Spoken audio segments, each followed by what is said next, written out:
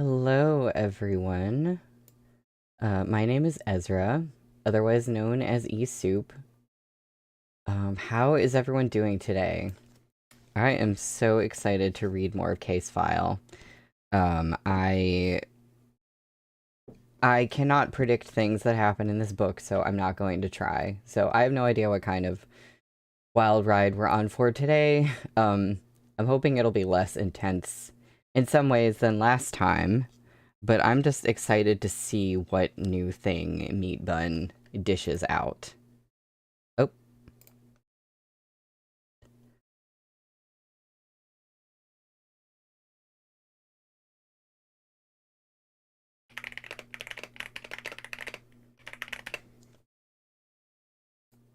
Can everyone see me? Sorry. Sorry, technical issues. I just made my OBS window disappear, but it's here. I didn't actually close it. That's good. Anyway, is anyone... Okay, it looks like no one's here yet. I'm hoping that's actually true, and I say that because, like, I was having internet issues earlier, but I reset my router, so hopefully I'm not talking into an internet void, and, like, people are just not here yet. But, yeah, well, even if no one's here, you'll see this in the VOD. Oh, hi, Nina. Good to see you. Okay, I'm glad my connection is actually working. That's good.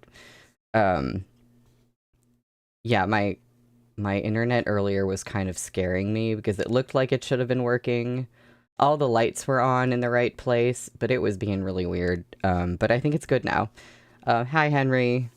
Good to know. Okay, good. Yeah. This is just... I think this is just how these case file streams are going to go down. Like, Meat Bun is just infusing the stream with chaos. Like, my internet is going to be weird, and I'm going to click the wrong thing. All that good stuff. So, yeah, please check the trigger warnings in the description. And please give the video a like. And we're reading chapters 13 through 15 today. This is going to be the shortest stream out of all of them. I think there's just, like, a lot of variation in the length of the chapters in this book. So it kind of had to be that way when I was doing the page math. Like, there had to be one that was just a little bit shorter. And last time was, like, the longest one. And we didn't even really go over time. I don't know how I managed to swing that. I guess there was so much excitement happening that I was, like, reading a little bit faster or something. I don't know. But we can take our time with this one. And just as a reminder, but I'll mention this again at the end of the stream, but next week I am streaming, but I will be out of town, and I won't be doing my streams until Friday and Saturday. So they will be Friday and Saturday next week at 3 p.m. Eastern, the regular time. So yeah, I'm gonna get started.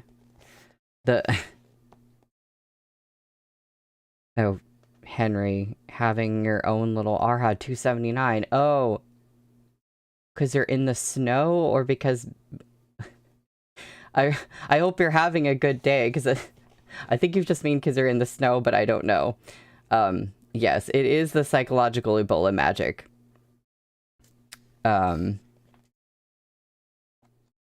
Yeah, okay, good, because of the snow. That's good. I'm glad. Alright, we're on page 165, chapter 13. We survived the calamity. Xie Qingcheng was the last person to descend the rope ladder with the firefighters. By the time he made it to the ground, the blazing flames had already begun to approach them. The dense, roiling smoke made it difficult to keep their eyes open. After their perilous escape, the rescue workers ran over immediately to examine his injuries. Xie Qingcheng caught sight of Xie Shui and the crowd, surrounded by several doctors and nurses. He rushed over. "How is she?" And you are? I'm her brother. Oh, don't worry, she's fine now. Her vitals are stable, so she should wake up once the drugs in her system wear off.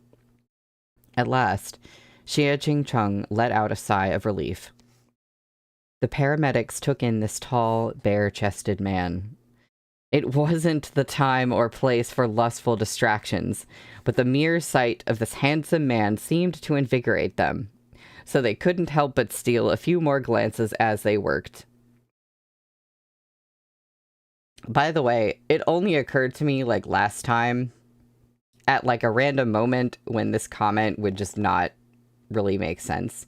But I was like, wait a minute, Xie Qingcheng is already supposed to be tall. So how tall is He Yu? Like, he must be unimaginably tall to be, like, bigger than Xie Qingcheng. However, Xie Qingcheng wasn't aware of his effect on the paramedics. The allure of his well-proportioned shoulders and back, and his long, slender waist, tapering into his silver-buckled belt, was lost on the stoic man who paid little attention to his own appearance or the gaze of others. The stares of the enamored paramedics went unnoticed as he looked up from his sister to watch as Chung Kong Psychiatric Hospital continued to burn. Seriously, the paramedics, I get it, but they gotta get their priorities straight. Wait, I don't think it actually mentioned his legs, but it did mention his waist. Were legs mentioned? Anyway. Either way, gotta drink to that. A myriad of emotions welled up in Xie Qingcheng's heart as he watched the raging fire engulf the rooftop. Patients who had yet to be rescued shrieked in terror from their windows, banging against the casements that were securely bolted shut with metal bars. See, I knew this place was terribly, terribly managed, in so many ways, and we just found out about the director last time, but, like, where is your fire safety? I mean, in addition to the director just having, I don't know what, oil and gasoline or something around, like, shut away, but then there's no way for patients to get out when there's a fire. You don't have a protocol in place. I'm just saying. Help! Save us! Fire! The fire's almost here. I don't want to die yet. I'm begging you, please save me. The bars that had originally been installed to prevent patients from jumping out of the windows and running away had now become their greatest obstacle to a timely rescue. Unable to utilize their usual tactic of a rope ladder, the rescuers' only option now was to risk their lives by rushing into the building and unlocking each of the rooms to save the occupants. The ghoulishly desperate shrieking transformed Chung Kong Psychiatric Hospital into an earthly purgatory under Jiang Lanpei's curse. In the ward closest to the linen room, an old man wailed continuously, calling out for his mother and father. The old man had dementia, and would often have spells of madness, prompting his children to shun him and send him here. Perhaps he was vaguely aware that they would rejoice at his death. Jeez. His parents, who were long gone, were the only ones who truly loved him. Thus, with death approaching, he sobbed and bawled like a child, screaming continuously for his mom and dad. The firefighters attempted to break the windows using brute force, but it was too late. The old man's room was too close to the origin of the fire. As the crowd looked on, he was swallowed by the towering flames, with one hand still trying to reach beyond the metal bars, frozen in place. No one knew if, in his final moments, he was ultimately an old man abandoned on account of his illness, or a child longing for his parents. Lips trembling, a firefighter turned their head to the crowd and bellowed, "Where are the keys? When all of you escaped, didn't anyone take the keys?" No, who could possibly remember? They're hanging in the director's office on the 3rd floor. Another deafening explosion sounded as window glass and wooden debris flew outward. One of the workers who had just been rescued stood up and said, Comrades, don't go in there anymore. It's much too dangerous. That's right. It's too late. It's impossible to rescue them. There was even someone who said in a hushed voice, those are all severely ill patients. The higher up you go, the worse the patient's symptoms.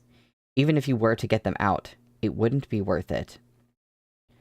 Order broke down as chaos reigned. Suddenly, Xie Jingcheng noticed a lone figure standing amid the bedlam.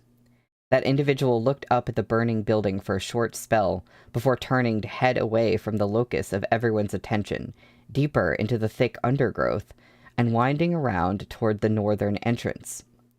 Xie Jingcheng was astounded. He Yu? Excuse me, let me borrow a mask. Xie Jingcheng took a moment to gauge the state of the fire as he grabbed 2 protective masks and ran after He Yu. Hey, comrade! The paramedic abruptly came back to her senses. Fucking hell. Even if he was hot, he couldn't be this impulsive. What are you doing? She shouted after him. Don't go back into the fire. Ignoring her shouts, Xie Jingcheng stared at He Yu's back as he chased after him like a cheetah. He never could have imagined that He Yu would go back into the fire. What was he planning to do? Unexpectedly, He Yu did not head over to the northern entrance where the firefighters were gathered. Instead, he grabbed one of the rope ladders that had yet to be removed and climbed directly up to the rooftop from which they had just escaped. Xie Jingcheng followed suit. As they climbed, flames licked at the rope under them, burning the fiber into ash. With the rope gone, there was no hope of anyone coming after them. He Yu flipped over the roof's railing and shot a glance over at the area below the water tower. Only one thing remained there, a still burning, charred black body curled up in a fetal position. Jiang Lanpei's corpse. Throwing the door open with a loud bang, he quickly assessed the intensely burning fire before running toward the director's office. Xie Jingcheng thought He Yu really was a madman, but of course, he had always been one. Catching up, he grabbed He Yu's arm, yanking him back outside of the door and rebuking him severely. What are you doing? Do you want to die? Come with me to the northern entrance now. The fire on this side hasn't gotten so bad yet. We can still make it. Puzzled, He Yu stared at Xie Jingcheng's face. What are you doing up here?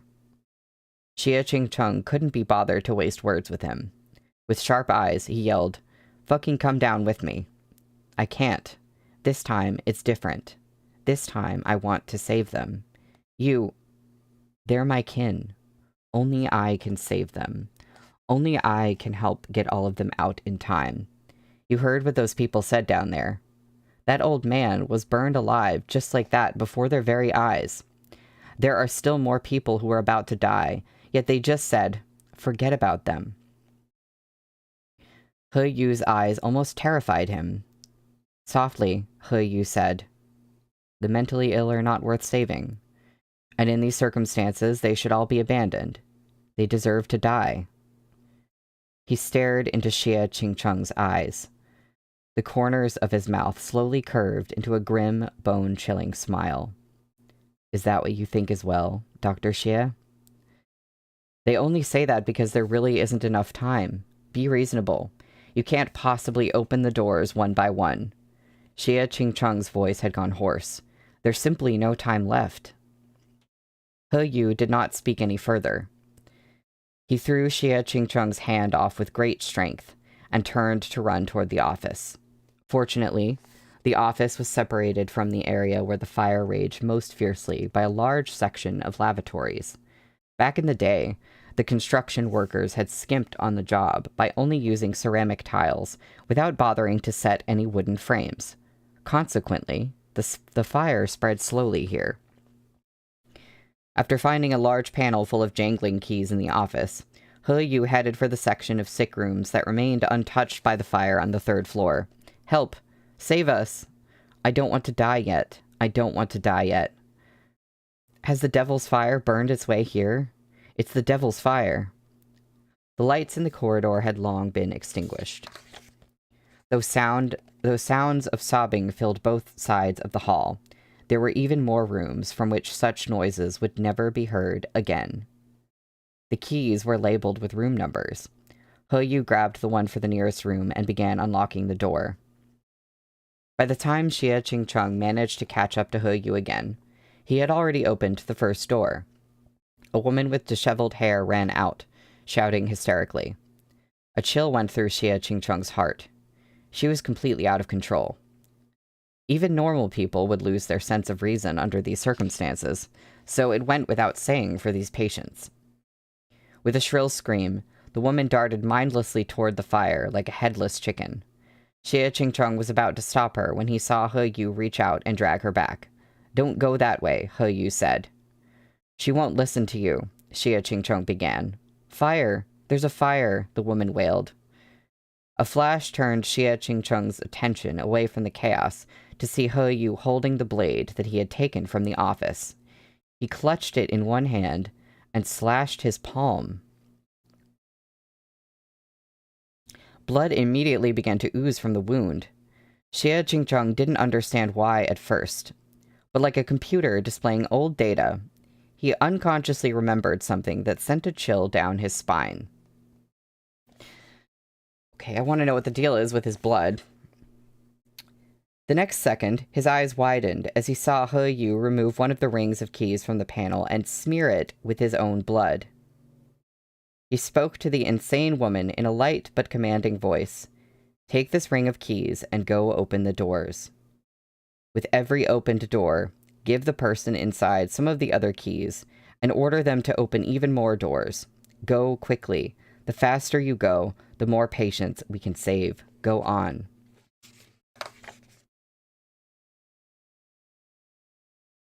His blood, his blood has powers or something. Like, what?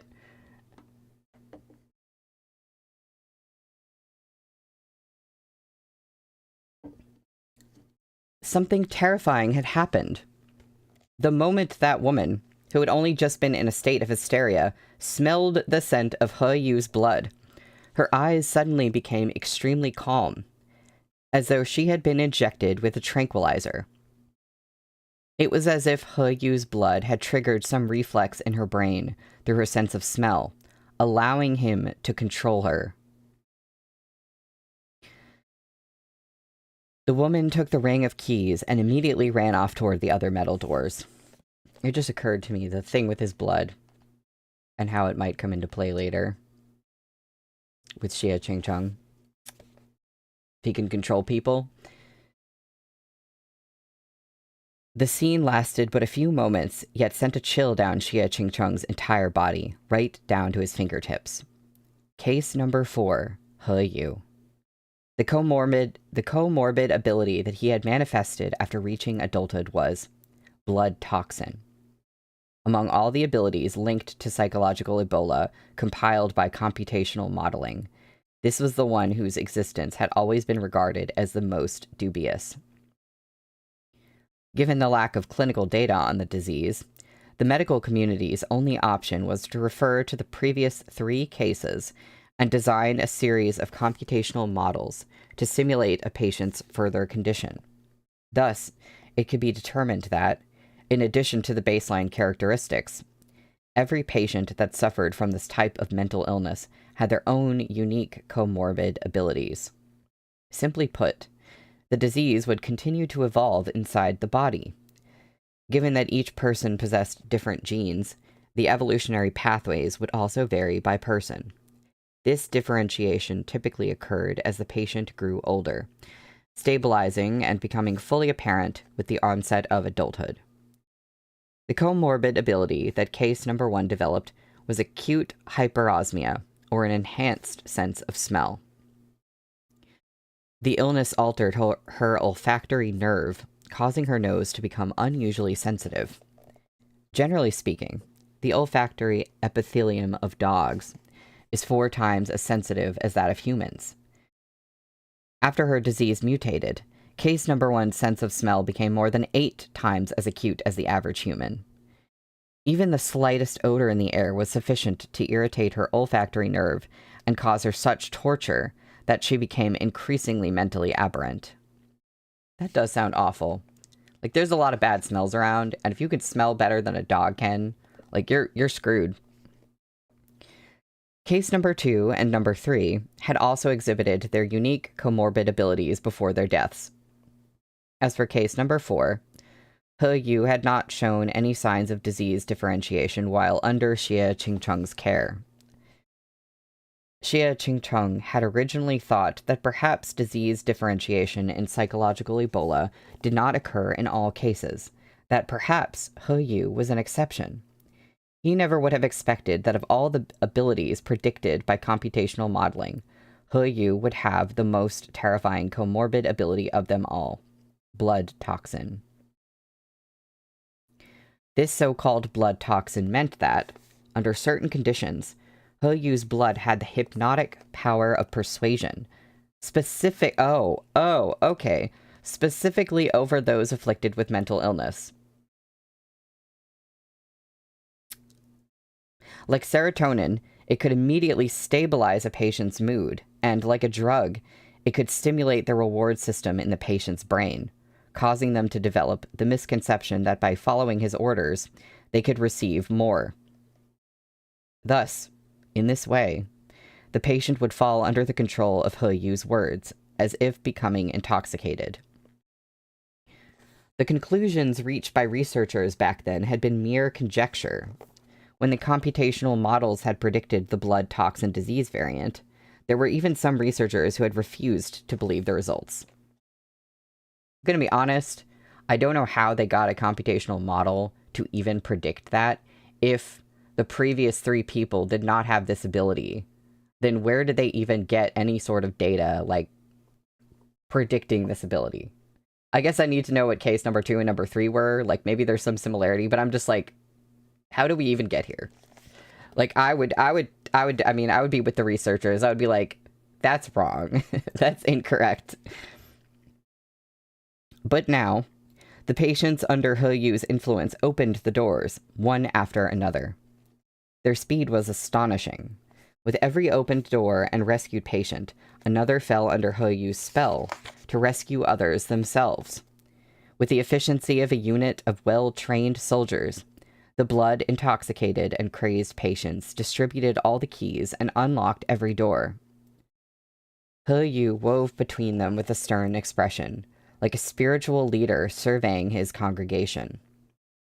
He strode to the very end of the corridor to the northern entrance, the last remaining path to safety. The firefighters' voices were already echoing through the corridor. They would soon reach the 3rd floor. By that point, however, the flames at the end of the corridor had already closed in, rushing toward them like a roaring dragon of fire, accompanied by billows of choking smoke, as though trying to slay them in this ominous corridor with suffocating poison gas and all-encompassing heat. There was no water here, nor was there any way to moisten fabric to cover their faces. They could only go faster. Standing before the fire door, He Yu turned his head slightly as he issued an order to the patients. Get as low to the ground as possible and come this way. Go downstairs and find the firefighters, quickly. The patients surged forward into the corridor with such robotic obedience and coordination that even mind-controlled zombies in a sci-fi movie couldn't compare. By the time the last patient had run downstairs, the inferno was dangerously close.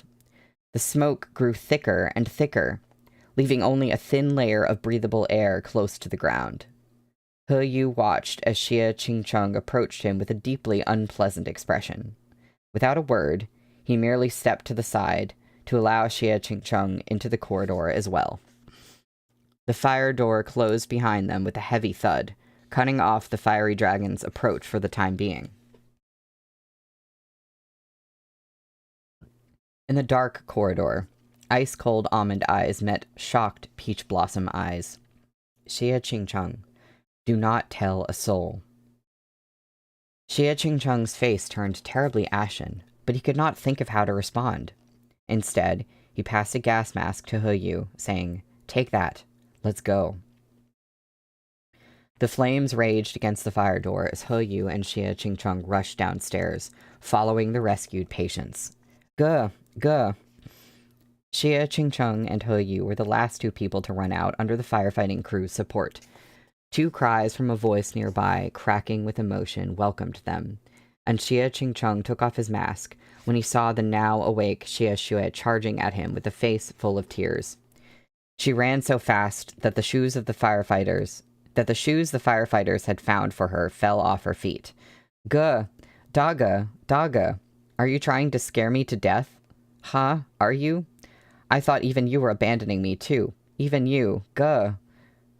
She threw herself into Xie Qingcheng's arms and held him so tightly she nearly snapped his waist in half. The sounds of explosions and screams of those they couldn't save continued around them. She was so scared. It was as though all the blood had been sucked out of her body, leaving nothing behind but a thin, painted skin in the human realm. There's a footnote for painted skin. In legends, a magical skin worn by monsters to take on the appearance of a beautiful maiden. More generally, it can refer to a deceivingly lovely, superficial layer that hides what's within. It was only when she was tightly embracing her brother's tall figure, choking on sobs as she breathed in Xie Qingcheng's scent, that her heartbeat finally recovered and warm blood flushed through her veins once more. Tears streamed down her face, splotching it like the patterns on a cat's fur.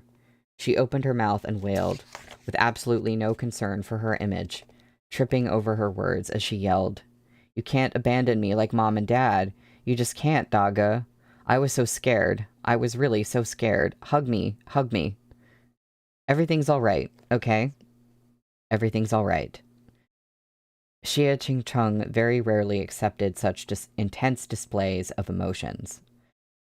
I think now would be the time to do it. Although his love for his family was strong, it was also reserved, and often only expressed in the form of scolding. But at this moment, he also found it a bit difficult to maintain his usual demeanor. He held his sister as she shivered beneath a long coat, and leaned down to kiss her messy bird's nest of hair.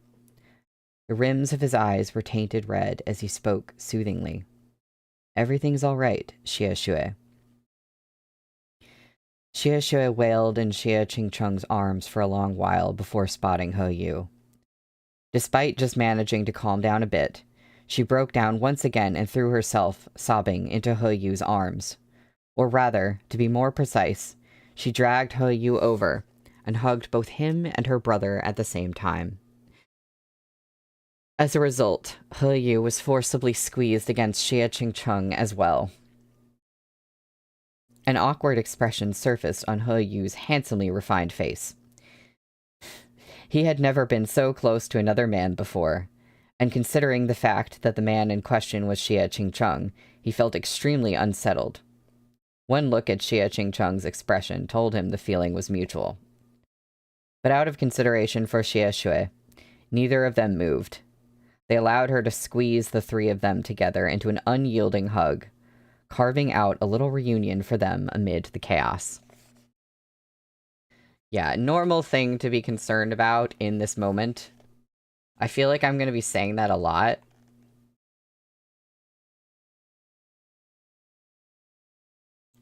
Help! Help me, comrades! There's someone here! I'm over here! A man with salt and pepper hair was screaming in panicked fear beside the door of the elevator in Chung Kong Psychiatric Hospital.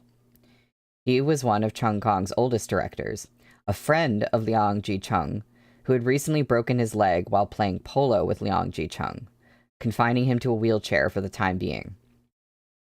If it weren't for the fact that there had been some matters that he needed to take care of at the office today, he wouldn't have been there in the first place.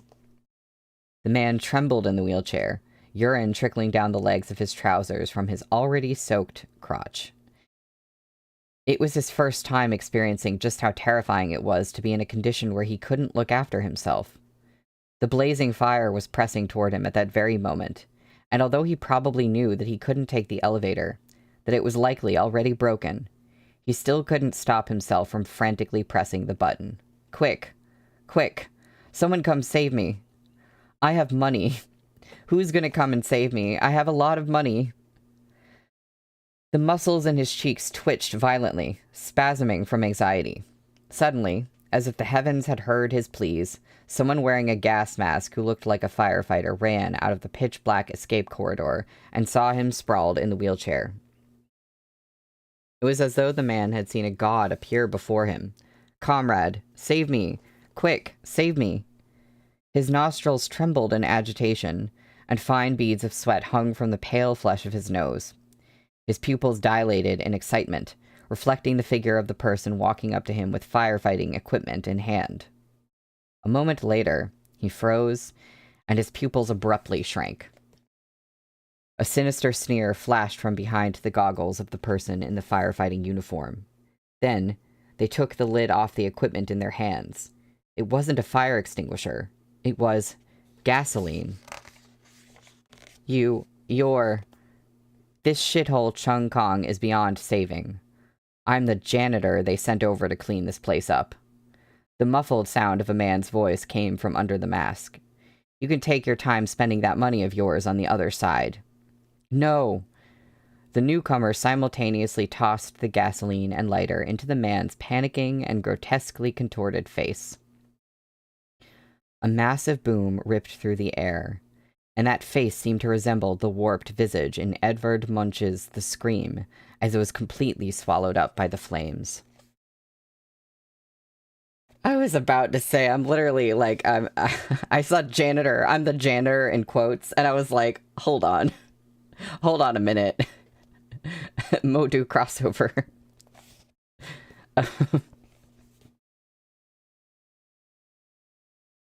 I'm also really curious. I'm like, who is this?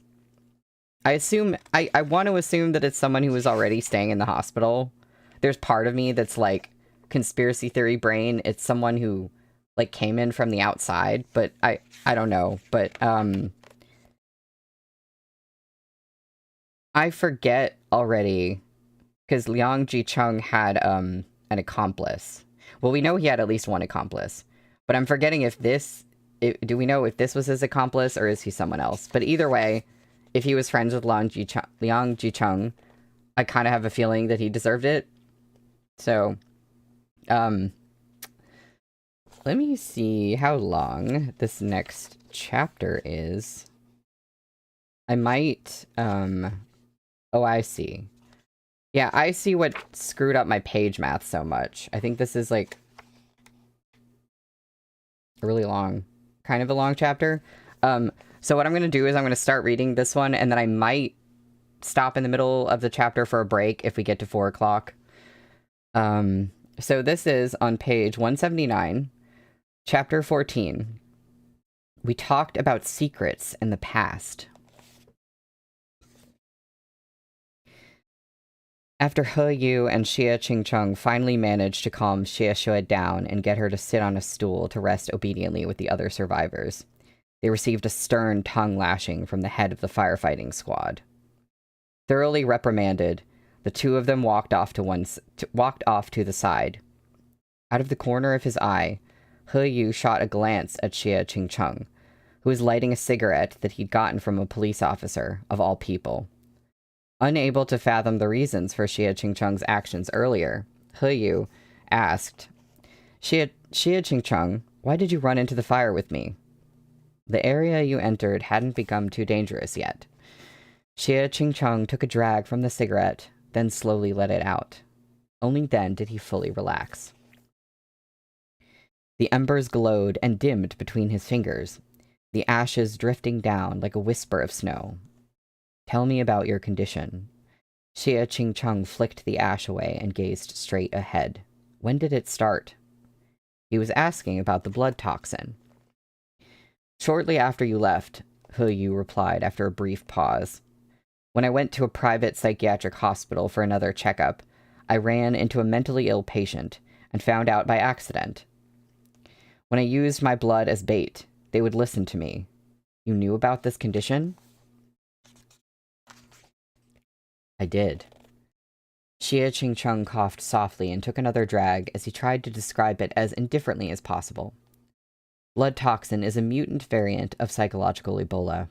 You hesitated. You haven't told anyone else about this, have you? He Yu smiled, his eyes a bit dark. You're the only one who knows. Xie Qingcheng let the information sink in before replying. If I wanted to silence all the witnesses someday, all I would need to do is kill you. Xie Qingcheng rolled his eyes at He Yu. I'd like to see you try. The police officer's cigarette didn't suit Xie Qingcheng's tastes. It was... Oh, sorry. It was too effeminate and contained a menthol-flavored capsule. Menthol cigarettes are too effeminate? That's so funny. That's so funny. I can't. I've never ever like actually smoked a cigarette like more than taking one single puff from a cigarette. It happened to be a menthol cigarette. And I thought I was gonna like have a coughing fit, and then I didn't. I guess because of the menthol, like the mintiness. But I was like, okay, I can see how that's kind of nice, but I'm never doing that again. But that's so funny. The idea of like it's effeminate because it has menthol. Because I don't know, because like it's easier to smoke or something. I can't even. Such was his distaste for it that Xie Qingcheng choked several times while he smoked, so he stubbed it out in irritation. Don't tell anyone else about this, not even your doctors. I'm not that stupid, Xie Qingcheng, He Yu said mildly. He really was one hell of a rich young master. Despite having gone through so much, he was still the most immaculately dressed one in the crowd, looking unbearably handsome and refined. Some of the rescued people nearby were even sneaking looks at him. Psychological Ebola is already an exceedingly rare disorder. Now, with this ability that allows me to force mentally ill patients to obey me, I can forget about living a peaceful life. But remember this, Xie Qingcheng. He Yu suddenly drew closer to Xie Qingcheng, slowly assessing him through apathetic almond eyes. Those eyes of yours are the only pair to have personally witnessed it all. He was very close, his lashes on the verge of brushing against Xie Qingcheng's own. What happened to not wanting to be close to a man? Henry, you were like, it was too gay. You said that before he said it was too effeminate. That's amazing. You predicted it. That low and unhurried voice whispered into Xie Qingcheng's ear. Amid the chaos, the words that He Yu wanted only this one person to hear sounded like a murmur, but also like a threat. This mouth of yours is the only mouth that can reveal the truth. His soft gaze fell on Xie Qingcheng's thin, pale lips, as if caressing them, as it sought out something unknown. But the menace hidden within the depths of his eyes was anything but light. As He Yu stood before Xie Qingcheng, staring into his face, he reached out to adjust the collar on the shirt the older man was now wearing courtesy of the firefighters. The way in which He Yu straightened out Xie Qingcheng's clothes might have seemed courteous to onlookers, but only the two men themselves knew how much force He Yu used as he smoothed out Xie Qingcheng's shirt and silently pulled his collar taut, the warning and coercion communicated in his actions. He Yu finished straightening out Xie Qingcheng's clothes and smiled in an extraordinarily gentle and refined manner. Therefore, about this secret, you'd better hold it safely in your mouth. Hold it in there nice and tight. Don't let it fall out. You threatening me? Xie Qingcheng retorted icily. I wouldn't dare. This is just a reminder. He Yu's hand slid down from Xie Qingcheng's collar as he sighed. I just want to live a normal life. Xie Qingcheng really couldn't be bothered to waste his breath on this nutcase. Why did He Yu bother going to such lengths? If Xie Qingcheng had really planned on telling others about He Yu's symptoms, he wouldn't have reminded him not to reveal it to anyone else to begin with. You know, Nina, that's my guess too. I'll say it would be interesting if that wasn't the case, because that would be like a subversion of the meat bun thing. But I don't want to, like, say 100% for sure. You know? So I'm just gonna, we're gonna find out eventually. Who knows? Maybe it won't take that long. But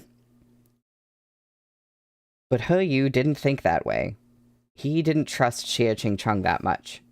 He only felt that Xie Qingcheng's mouth had become a threat that he badly wanted to silence. It would be best for some... Oh my god. We gotta stop this.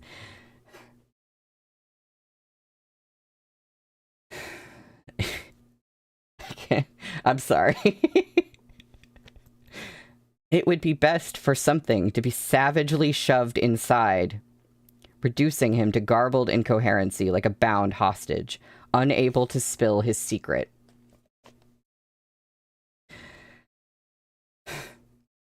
Xie Qingcheng looked at him. You say you only want to live a normal life.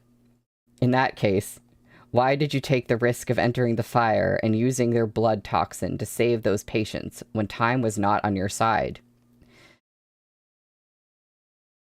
Because what you want and what you are never the same, He Yu said. I want to be a normal person, but I've always been a madman. However, first of all, there was never a danger of time, as the flames had not yet reached that side of the building. Secondly, do you remember what I said to you? That humans will never be able to understand nor empathize with each other? Just like two completely different species. I feel that, compared to all of you, those people are more like my kin. The only way I differ from them is that I wear a better disguise. He Yu continued impassively. If even I thought that their lives were insignificant and expendable, then who else would treat them as living, breathing humans? All humans, in any society, community, righteous coalition, or nefarious alliance, craved to be with their own kind, regardless of the type of person they were, because absolute solitude would drive one insane. It certainly feels like a metaphor for queer communities. I mean, in addition to being about people who are mentally ill, it really sounds like that. He Yu was an overly solitary person. No one could understand what ailed him. They could only listen to his words and see the suffering he revealed on the surface. All three of the patients who had been afflicted with the same disease as him, his true kin, were already dead. Thus, he could only hope to enter similar communities and try to find a shaky that could link him to the rest of the world.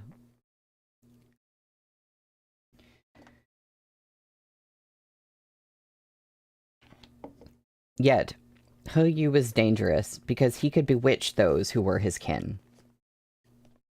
His blood was a reward to the mentally ill, and his words were commands that they could never disobey. You know what just occurred to me? In addition to an Omegaverse novel, Meatbun needs to write a vampire novel. Because, like, having blood that can control other people who are similar to you gives, like, a very specific type of, like, vampire story. I would definitely read that. He could even use his ability to commit crimes if he desired, so it was no wonder that he didn't want the others to know of this. So it was no wonder that he wished to seal the lips of the only other person in the world to know his true power. Is kinship really so important to you? Xie Qingcheng asked, to the point that you would even put your own life at risk? Doctor, you wouldn't understand us, replied He Yu coldly. One cannot see the dark night while standing in the light. Hold on a second. I'm so sorry, you guys. It's been like pages and pages, and I just suddenly realized that I forgot to show you some art. I'm just gonna do it now because I completely forgot. Let me make sure I actually bookmark this. Okay, where was that? I don't know why it just occurred to me now. But it's just, it's you holding the keys and telling that first person to, like, open all the doors and give the keys to people. Alright. Back to our regularly scheduled programming. Xia Qingcheng sighed. Discussing this topic was proving fruitless. Final question, he said. Since you have blood toxin, why didn't you use it earlier with Zhang Lanpei? Because it's unstable, He Yu replied. There's a possibility that my blood would make the patients go even more insane. Under those circumstances, I couldn't afford to take that risk, unlike you. He Yu's words came to a sudden halt, before shifting gears and starting again.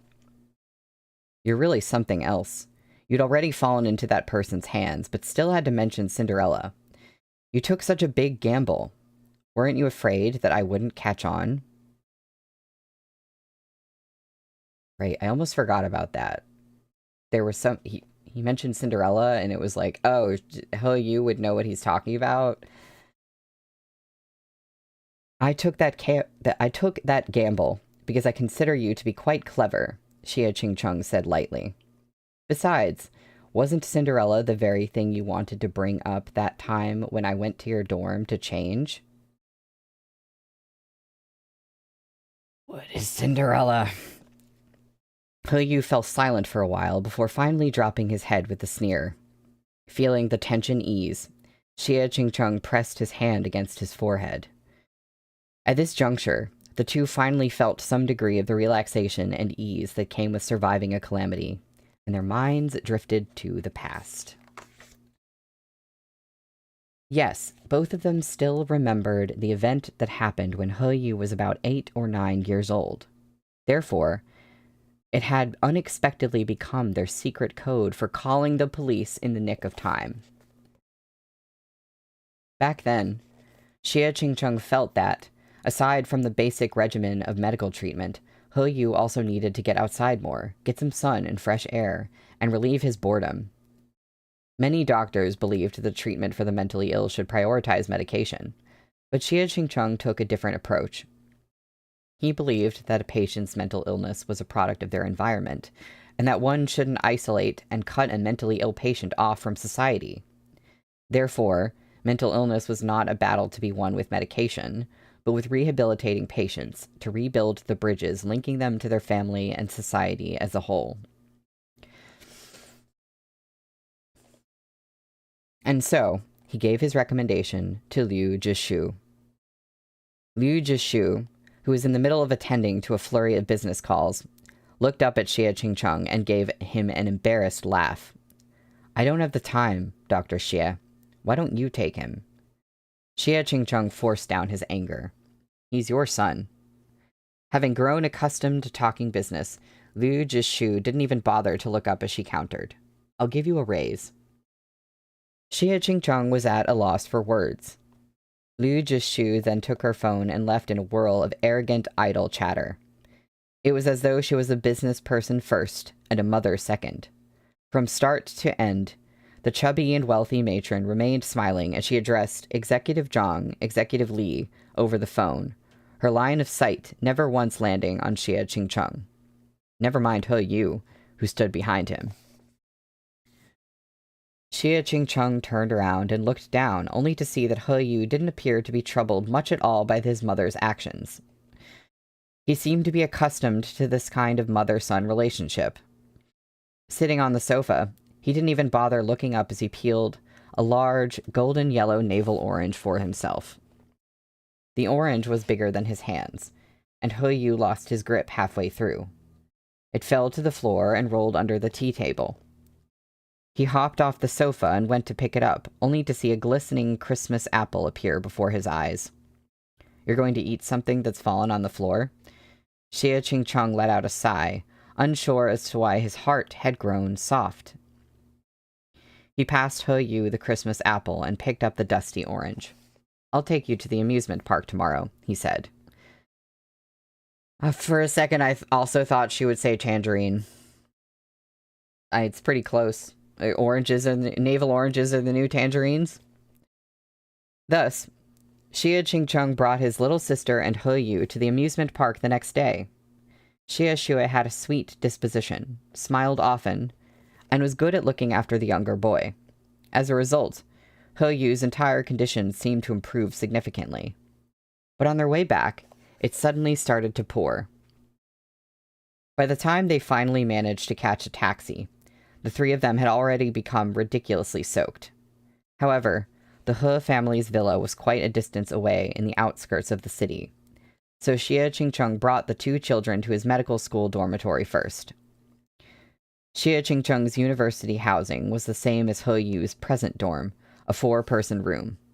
His roommates were all busy working on their projects in the lab, so he and the 2 drowned rats had the place to themselves.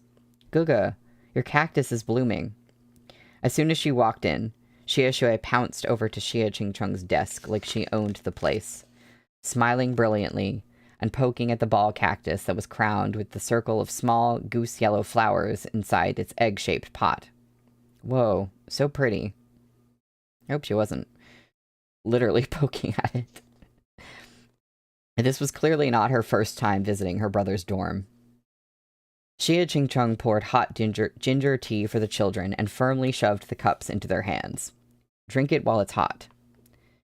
Xie Xue liked spicy foods and began sipping away as soon as she got the ginger tea in her hands, quickly finishing off the drink. But He Yu was not so eager. The young master couldn't stand strong flavors. So he sat with his head down and cradled his cup, hardly able to force himself to take even a single sip. Xie Qingcheng went to the bathroom to wash his hands. Just as He Yu was trying to figure out what to do with this cupful of pungent spiciness, Xie Xue let out a satisfied sigh beside him. It's so good. He Yu turned, flabbergasted, and assessed her with a calm expression. Sensing his gaze, Xie Xue turned and giggled at him with her eyes fixed on his cup. If you don't like it... No, I like it very much, He Yu said, his voice bland. No way. Look, you've only had a tiny bit of it after all this time. He Yu smiled. It's because I like it that I can't bear to drink it. Oh. Apparently convinced, Xie Xue nodded regretfully as she moved to look away. It was only then that He Yu passed her the mug he'd long since been ready to give away. Here. But I thought you liked it. If you want it, I'll give it to you. The fucking idiot's eyes widened as she gratefully accepted the hot ginger tea. He Yu made sure to calmly remind her, drink it quickly. We can't let your big brother find out I gave mine to you. Otherwise, he'll scold you again. Yes. Xie Xue, who was so pure she'd help her kidnapper count her ransom, gratefully chugged the hot tea in one gurgling gulp. She nearly choked on it and broke into a flurry of coughs. Smiling, He Yu patted her on the back. I love ginger tea. Having regained her energy, Xie Xue cupped her hands around the still steaming mug and told He Yu quietly, her eyes suffused with a gentle brightness. Back when I was little and it snowed outside, we lived in the little alley and didn't have anything to keep us warm, so my brother would make this for me. It was clearly a difficult memory filled with heartache, but when she spoke, her eyes shined as though she were recalling some incomparably fun event from the past. When Xie Qingcheng returned, he looked at the 2 children sitting next to each other on the edge of his dorm bed. Are you 2 done drinking? The children glanced at each other and exchanged a secret look. While He Yu was very calm, Xie Xue was a little flustered and nodded quickly. It could be that she drank too much, so she couldn't help but open her mouth a little to quietly let out a small burp as she was nodding. Xie Qingcheng turned to fetch a change of clothes from his closet.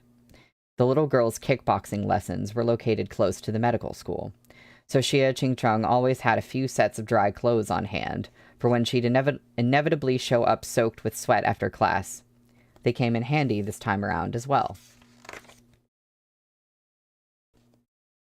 While poking around in the closet, Soft fairy tale princess names passed through the elder brother's thin lips. Do you want Belle or Cinderella? The little girl was delighted. I want Belle.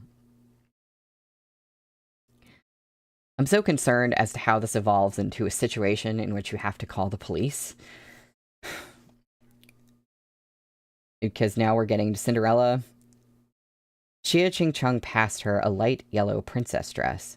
Xie Shui cheered with glee, grabbing the clothing before scampering into the bathroom to change. He Yu remained standing by the edge of the bed, dripping wet, as Xie Qingcheng continued digging around in his closet for a bit. In the end, he sighed, collected himself, and did something extremely inhumane. Why don't you wear this, then? He Yu took the proffered clothes and unfolded them to take a look. Calmly, he said, Dr. Xie, you've made a mistake. I have not. He Yu froze for a moment, then slowly looked up, his eyes narrowing as a chilly, undisguised darkness gradually stole over his features. You've given me a dress. More importantly, it was a baby blue Cinderella princess dress. It was unclear whether Xie Qingcheng had done this on purpose, but faced with He Yu's suppressed fury, a slight smile spread over Xie Qingcheng's lips. However, it was hard to tell if he was mocking He Yu or being sincere, even when there was a smile on that frosty, cold face of his. You don't get to choose. That's all I have in your size.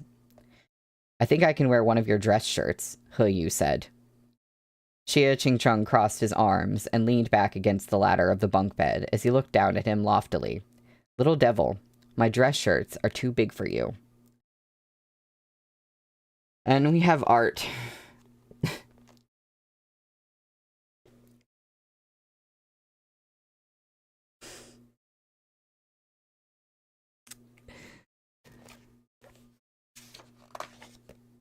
He Yu was silent.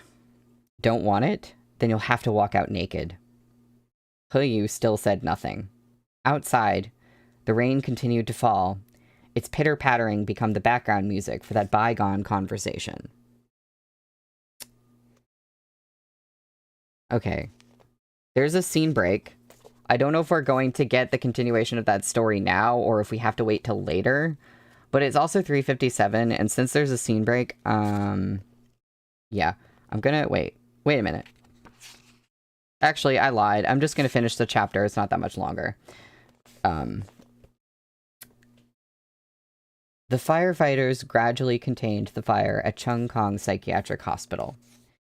They continued their efforts while the police officers busied themselves with the investigation.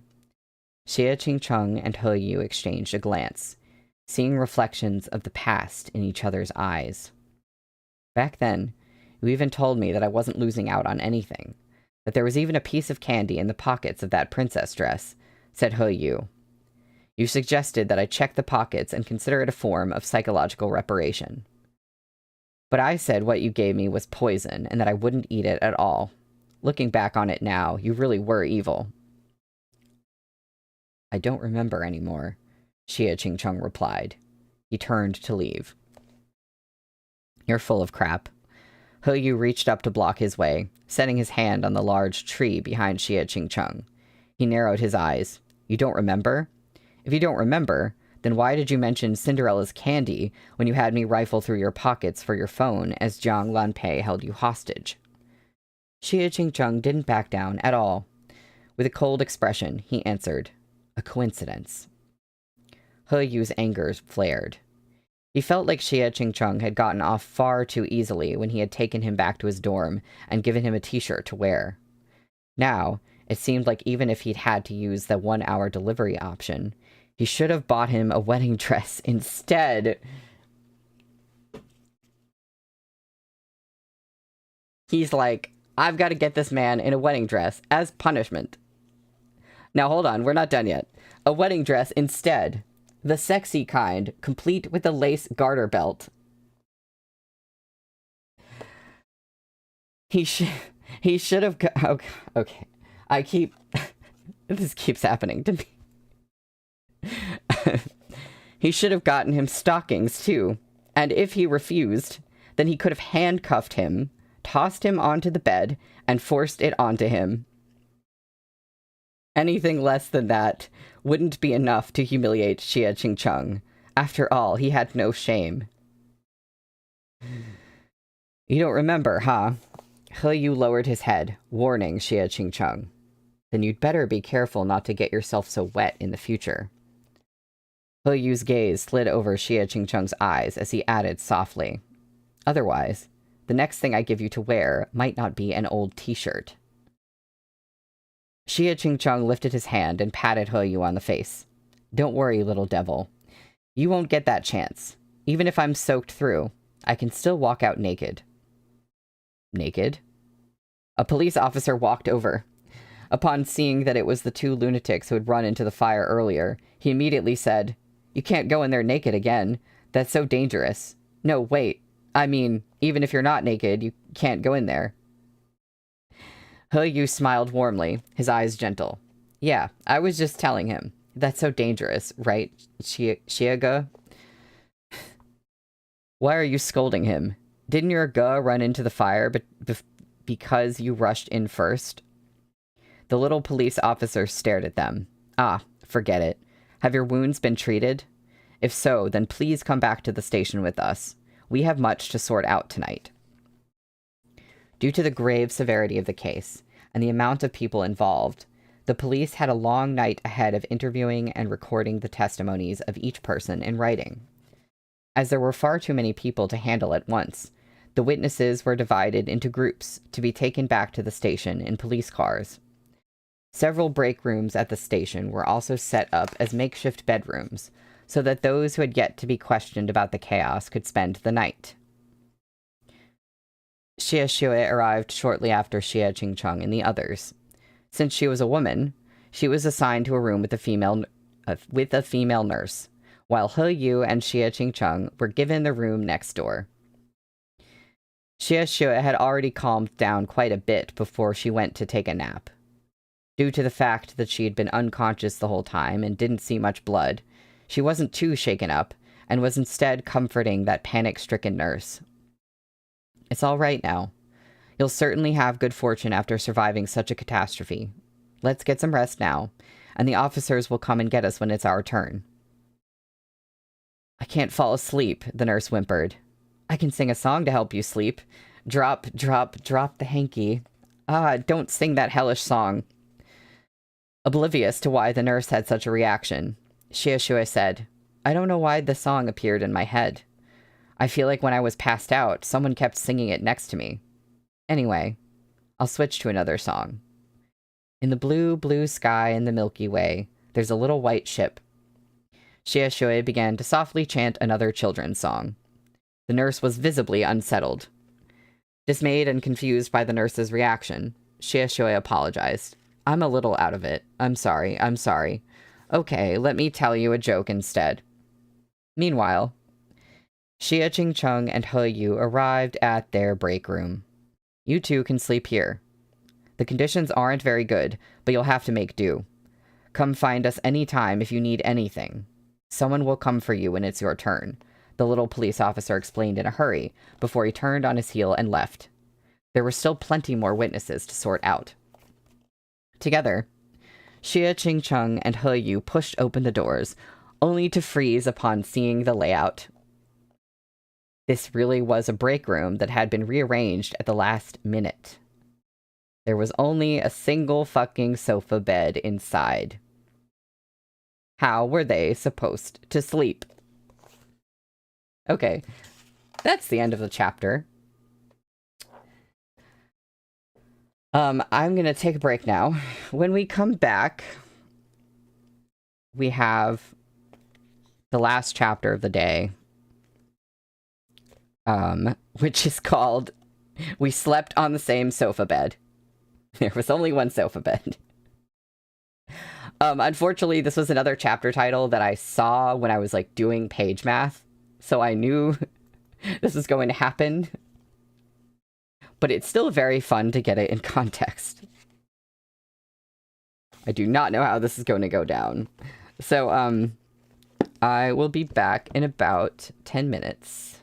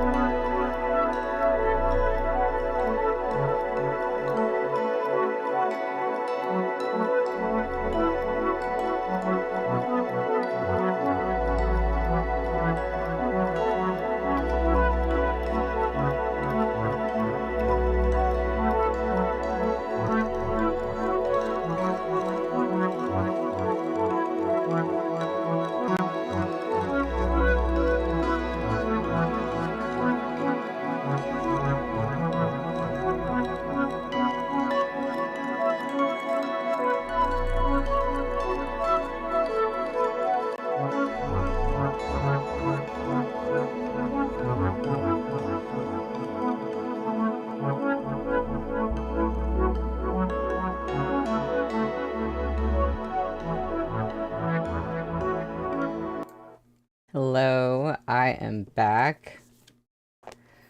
Back for the last chapter of the day, unfortunately.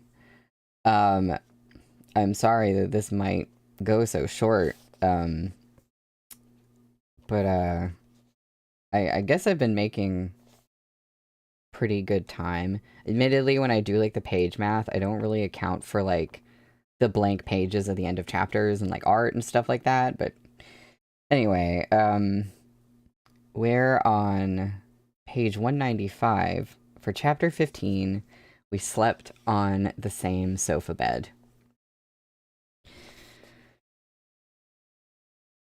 The two of them stood in the narrow break room. The space had just been cleared out, leaving behind little more than an old sofa bed and a chair to place their clothes. The furnishings were reminiscent of a massage parlor that authorities needed to investigate. It was unnerving. Both men looked around the room in dismayed silence. He Yu tossed down his phone carelessly, turned to Xie Qingcheng, and said, "Why don't you go ahead and sleep? You're getting old." Xie Qingcheng's face darkened. Am I already at the stage where I need others to give up their seats and beds to me? He Yu had been weary for some time by now, so he didn't feel like wasting his energy arguing with Xie Qingcheng. Whatever. The sofa bed isn't that small, and I'm a quiet sleeper. Do you mind? This could be taken as the young man making a graceful concession. He Yu had never slept with anyone else before. In his memories, a bed was just a place to rest. But Xie Qingcheng wasn't the same. To a man who'd once been married, sharing a bed with someone else would always feel a bit strange. Xie Qingcheng furrowed his brow slightly. I'm not tired. I'll just sit. But his face was pale, and even if he'd been forcing himself to bear with the exhaustion this whole time, his features nevertheless revealed a hint of fatigue. I'm not going to eat you, so what are you so afraid of? He Yu shot back. Scared I'll go crazy in the middle of the night and kill you? What nonsense are you spouting? Xie Qingcheng retorted. This mentally ill young man was surprisingly sensitive. However, Xie Qingcheng really was bone-tired. Even a wild beast would have run out of strength after such a rough day. Without the energy to squabble with He Yu any longer, he gave in with a sigh and said, "Fine, let's sleep." He lay down on the sofa bed, resting on his side and facing the wall. After a while, he felt the other side of the bed dip slightly, then heard He Yu settle down a short distance behind him. Xie Qingcheng still felt a bit uneasy. He abhorred having someone else sleep on the other side of his bed, especially someone like He Yu, who was young and had a high body temperature. Even if they weren't especially close to each other, Xie Qingcheng was still fully aware of his heat and scent in this narrow little room. Once silence settled over them, he could even hear the faint sound of He Yu's breathing. Furthermore, Xie Qingcheng's instinct as a patriarch and protector kept him alert and unable to truly relax. When he was very young, it was Xie Xue who had slept by his side. Later, it was Li Ruoqiu. The only ones he had been able to allow into his territory, barely so, at that, were the women who were dependent on him. But the aura of an 18 or 19-year-old boy wasn't the same. Those male hormones put Xie Qingcheng on edge. The sense of encroachment He Yu gave him was too strong and foreign to him. So he closed his eyes and furrowed his brow, shifting a bit closer to the edge of the bed. Just a bit closer. If you keep moving that way, you'll be sleeping on the ground, a cool voice suddenly said from behind him. He Yu hoisted himself to a sitting position without warning. Before Xie Qingcheng could react, He Yu was already leaning over him, half of his body hovering over his, close enough to touch. The boy's unique scent crashed over Xie Qingcheng in a forceful and impetuous wave. Xie Qingcheng opened his peach blossom eyes. "What are you doing?" He Yu misunderstood Xie Qingcheng's motivations, believing he was moving away out of disgust for his illness. And so, feeling a bit malicious, he leaned even lower, pressing his lips to the side of Xie Qingcheng's neck and letting the tips of his teeth brush against the older man's skin as he spoke quietly. "My illness is acting up. I want to kill you to shut you up. Are you going to run?" Like hell was his illness acting up. I don't know why I thought this wouldn't escalate in this way right now. Not yet. We're like 2-3 pages in. He Yu didn't act like this at all when it did. Xie Qingcheng could see right through him and knew it was little more than an adult tantrum. So he said in a very cold and hard tone of voice, "Get off me first." "Henry, me experiencing gay desire. My illness is acting up." "I'm getting my phone." Not only did He Yu refuse to get off, he leaned down even lower. Regardless of whether he was really reaching for his phone or not, Xie Qingcheng couldn't take this intrusion into his personal space. He Yu was far too close to him, and for a moment, his every breath was filled with the heat emanating from the other man's body. Xie Qingcheng turned his face away to endure it, but before long the discomfort became too much to handle. He sat up abruptly and grabbed He Yu's wrists. His back arched like a cheetah's. This is the second time he's been compared to a cheetah. Anyway, his back arched like a cheetah's, and his shoulder blades spread like a butterfly's wings as he forcefully flipped over and pinned He Yu under him.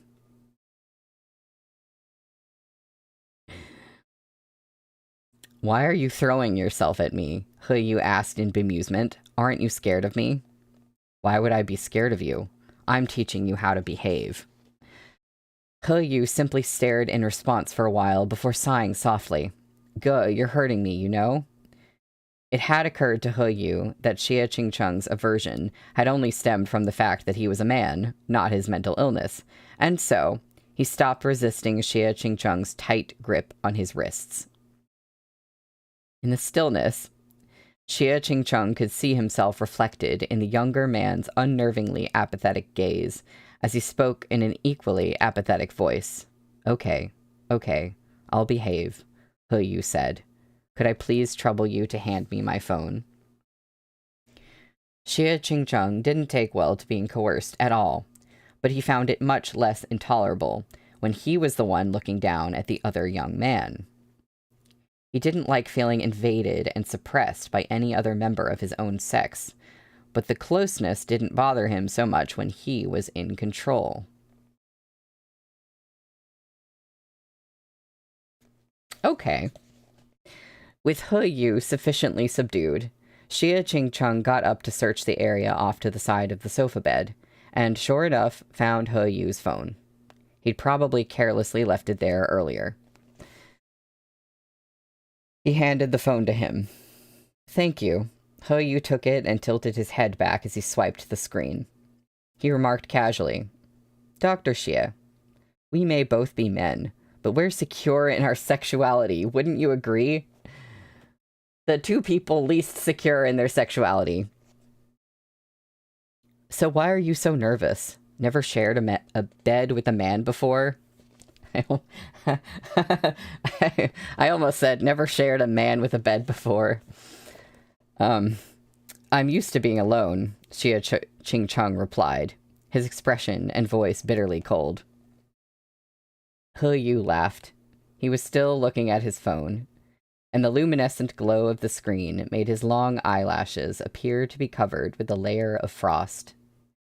They trembled faintly with each breath he took.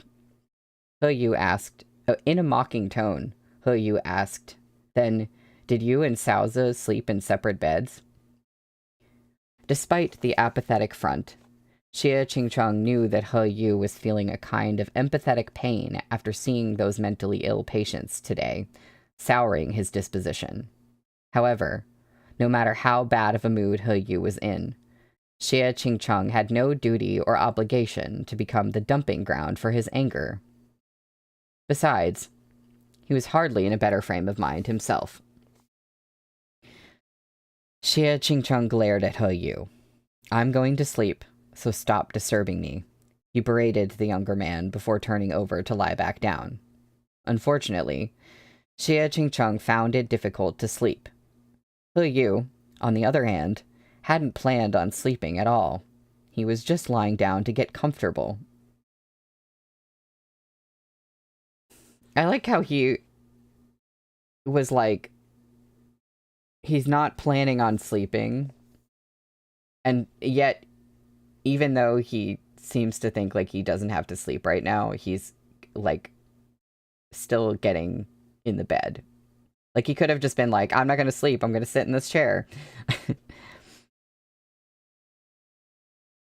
He stared at Xie Qingchung in silence for a while, wondering how this person could be so paternalistic and give him a tongue lashing as though he were scolding his own son.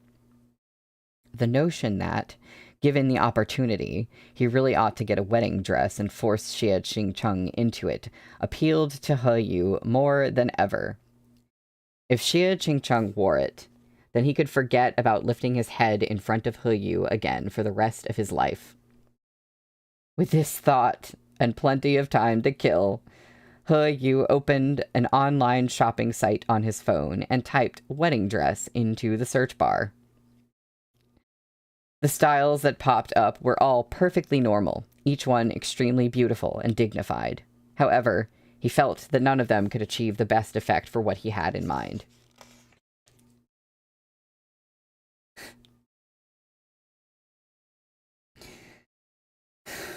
After pondering for a spell, He Yu glanced up at Xie Qingchung's back. Then, he looked back down and added another keyword. Humiliation. This time, the search results were a goldmine. Black silk garters, white silk garters, lacy silk garters, bondage kink, sheer skirts. Everything you could think of.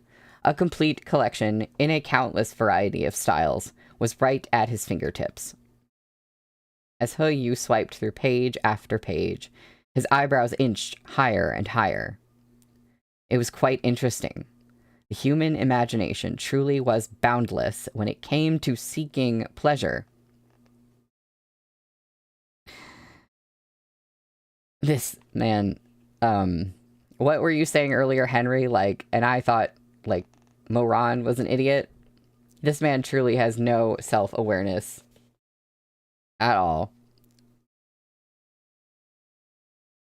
Every time he found an interesting item, he would hold his phone up to Xie Qingchung's back, fantasizing about how Xie Qingchung would look if he were to one day succumb to He Yu's control and get tied up and stuffed into this kind of attire. As he envisioned Xie Qingchung's humiliation at his hands, He Yu's weariness faded away without a trace. When he was young, he had been rather afraid of Xie Qingchung, but it was simply the nature of boys that the more loftily and oppressively a mountain towered over them when they were young, the more they'd want to conquer it when they grew up. Only once they stood upon those snow-capped peaks and stood even higher than the summit would the young man feel that they had truly matured, that they had finally taken hold of the prize they had long been seeking. That was why He Yu felt that butting heads with Xie Qingchung was something that could bring him the most exquisite pleasure. Perhaps it was because he had become too enthralled by his scrolling, but with a slip of the finger, He Yu ended up accidentally tapping on a live stream link. Incredibly, he had forgotten to put his phone to silent mode. In this cramped little break room with an area of less than 10 square meters, the girlishly coy voice of a live streamer rang out. This sexy wedding dress really is incredibly gorgeous.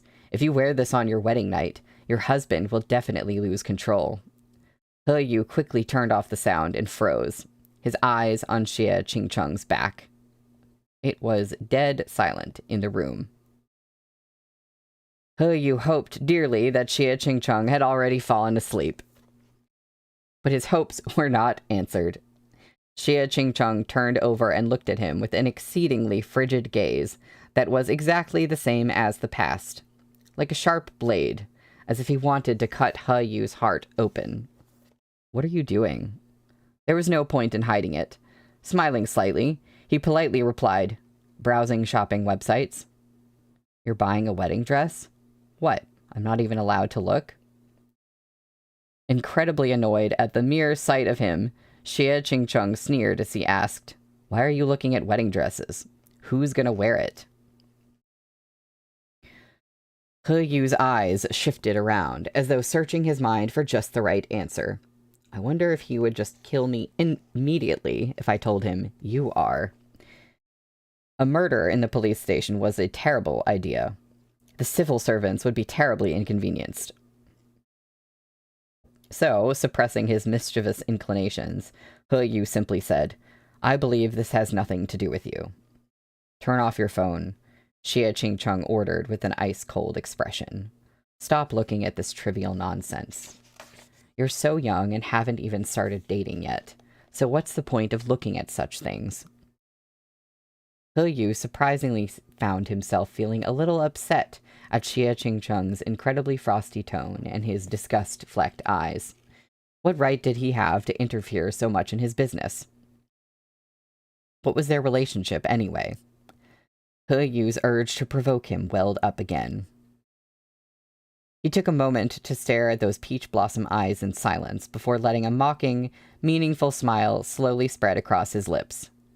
"There's no need for you to worry about me, Xiaoge. I'll be dating very soon." He paused briefly, then continued, "When the time comes, I'll ask you for guidance. You're older than I am and have a lot of experience, seeing as you've gotten married and even divorced already. With all that experience, you're sure to know how to treat girls well, too. So, Professor Xie, when I come to ask you for advice, please remember to give me lots of tips." He Yu's eyes flashed as the roguishness and malice in his smile intensified. But I'm curious about one thing. You and Li Sao were married for so long, so why didn't she have any kids? Xie Qingcheng's expression clouded over. He didn't reply. This schoolboy, who pretended to be cultured and refined, and practiced great self-restraint in front of everyone but Xie Qingcheng, was, in this moment, a malicious beast that had returned to his cave and stripped off his human mask.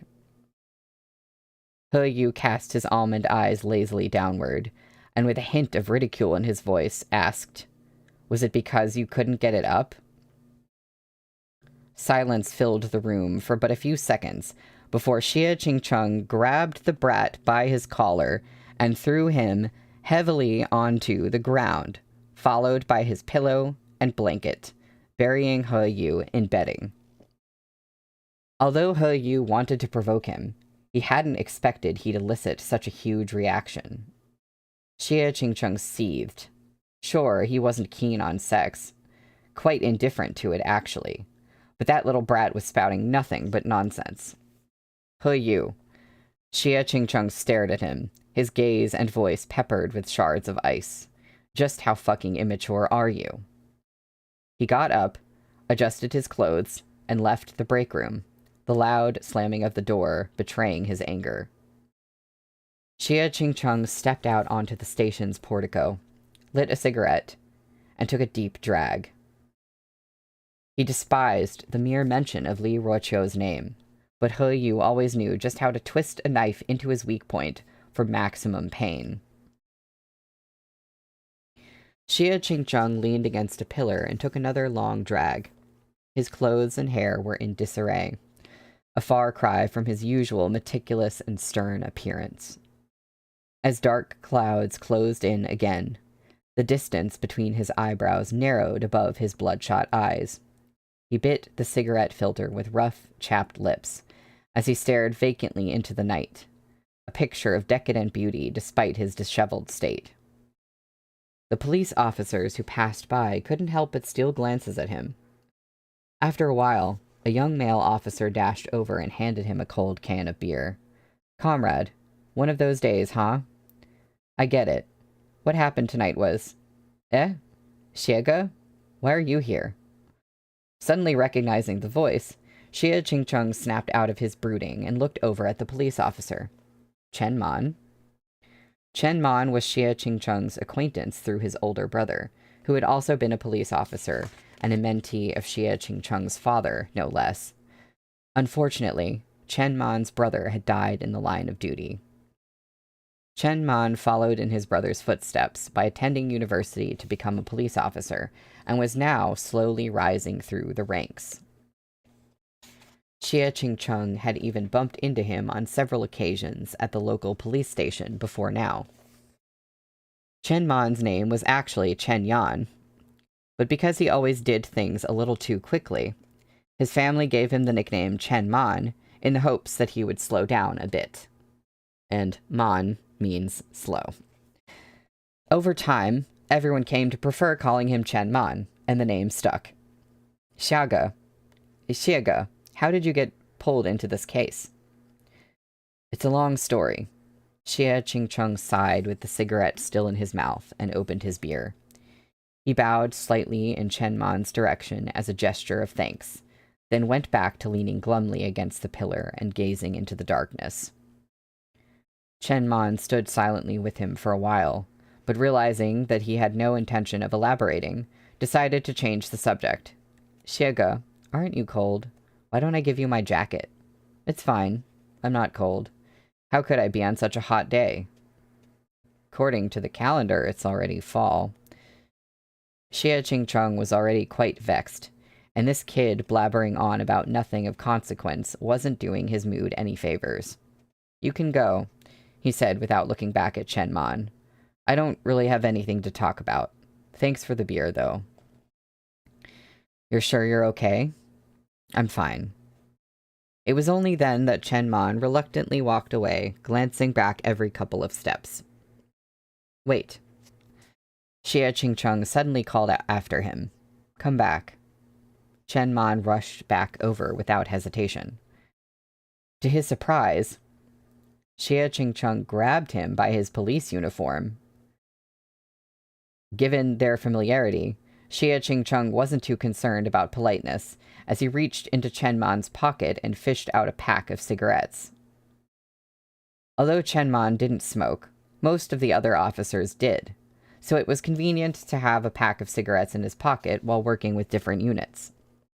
Cigarettes successfully acquired, Xie Qingcheng straightened out Chen Man's uniform and patted him on the shoulder. Now you can go. Oh, don't smoke too much, Ge. You've been smoking way too much these days. Chen Man's concern fell on deaf ears as Xie Qingcheng simply leaned back against the pillar to finish his cigarette, taking no notice as the police officer took his leave. His reprieve would not last long, however, as the sound of footsteps came from behind him once again. Don't you have work to do tonight? Xie Qingcheng growled without a hint of patience. What work do I have to do? It was not Chen Man's voice. Xie Qingcheng turned his head to confirm that his latest disturbance was He Yu. Seeing that it was indeed him, Xie Qingcheng's expression became even more ruthlessly cold, and he looked away again without a word. He Yu quietly stood next to him for a while before reluctantly breaking the silence. Dr. Xie, I'm sorry. About you and Saoze, I'm very sorry. This was the final straw for Xie Qingcheng. He Yu was truly far too tactless, and had pushed him past his limit. Xie Qingcheng was dispassionate by nature on the surface, but that only meant that he was constantly holding back. This apology felt no different than mere mockery, which only served to enrage him even more. He could deal with He Yu's impudence, but his anger flared the moment he heard He Yu apologize in this pretentiously fake manner. He Yu's lack of sincerity was just like his parents, people who treated personal and business relationships the same, who just went through the motions for the sake of harmony. It was as if his very apology were modeled on the capitalist manifesto. That apology cracked his stoic mask, and his pent-up irritation rushed into his heart, propelling his arm to throw the beer Chen Man had given him in He Yu's face. What are you apologizing for? The beer dripped from He Yu's hair and slid down his face, the liquid bone-chillingly cold. But Xie Qingcheng's tone was even colder. There wasn't a shred of sincerity in your apology. That pretense of yours may serve you in front of others, but it's useless on me. Don't you realize I know all your tricks? He Yu didn't utter a word. This was the first time someone had ever dared to throw a drink in his face. He was still processing it when Xie Qingcheng continued his verbal attack. Also, stop saying Saoze. We've already divorced, and even if we hadn't, I'm not your biological brother, so she wouldn't be your Saoze. Just the sight of you irritates me right now, so don't let me see you again tonight. He Yu considered Xie Qingcheng's words for a short while, then said, with deliberate emphasis, Then what do you want me to do? Take back what I said? Henry, Valentine's Day card that says, will you be my latest disturbance? I love that. He Yu was truly unhinged. Droplets of beer rolled down between his dark brows, as a smile slowly formed on his lips, a smile so gentle it was terrifying. Or, perhaps I should get down on my knees and say sorry, in order to show my sincerity, that is. You don't need to do anything. Xie Qingcheng stiffly crushed the empty beer can in his hand as he spoke. He stared into He Yu's eyes as he tossed the can into the rubbish bin. He Yu, just remember, even though I'm a failure when it comes to my love life, you're in no position to mock me. With the deceitful and sick way you treat others, no one is ever going to sincerely like you either. Didn't you say just now that you're going to tell someone you're feeling soon? Just try it and see. He Yu simply stared back. I don't care who it is that you like. If she can stay with you for more than a month, I'll take your fucking surname.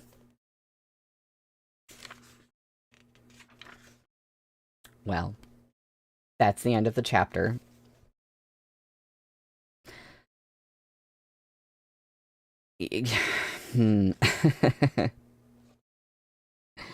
Uh-huh. Uh-huh. Uh-huh. Sure.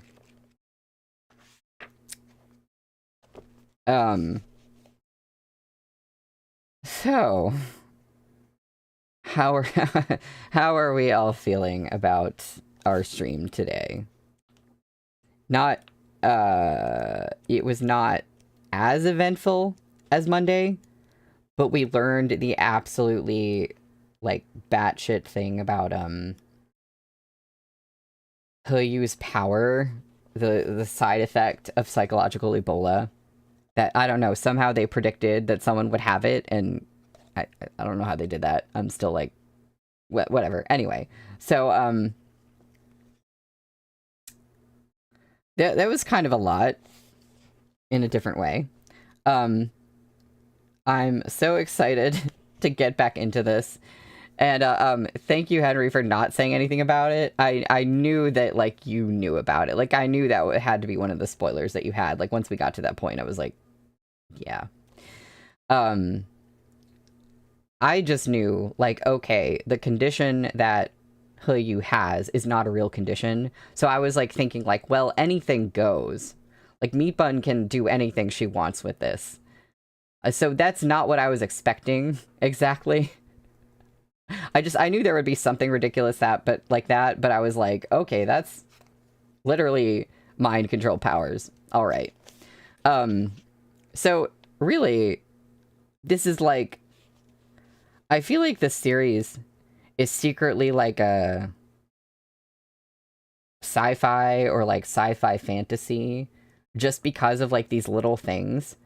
But like, no one is telling you that going in. Like, everyone's just kind of like, it's, you know, Meat Bun's novel in a modern setting. And I love that. I love that I was not told, like, how ridiculous this would be. I just thought, like, the dynamic between these characters is going to be ridiculous. I didn't think about the other ways that it could be. So, when we come back, it will be next week on Friday. It will be Friday at the regular time, 3 p.m. Eastern. And then again, Saturday, 3 p.m. So unfortunately, we gotta wait a little while until the next one. When we do finally come back, we will be on page 209 for chapter 16, which is called But We Argued Until We Parted Ways Again. I'm so sorry that we have to we have to leave for so long, but I am really glad that I figured out how to do streams next week, because I was thinking I might have to like cancel them. That would have just like screwed with my whole schedule. So I'm really glad that we do get to come back next week. But we argued until we redacted. Yeah, something like that. All right. I know it's early, but I'm just gonna go now. I will see y'all around and see you next week.